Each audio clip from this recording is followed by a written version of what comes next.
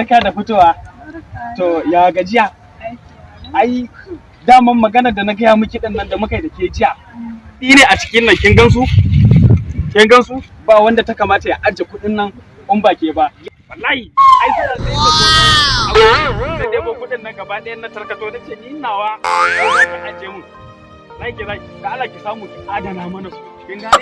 Yau wato gari.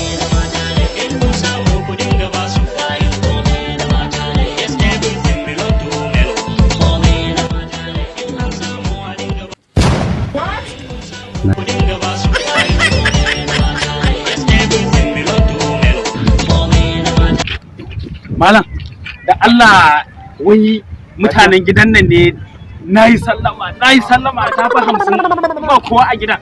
Wai wannan gidan? Eh, to ai jiyan nan suka fashi. Dai suka bar wannan gidan. Dama haya. What?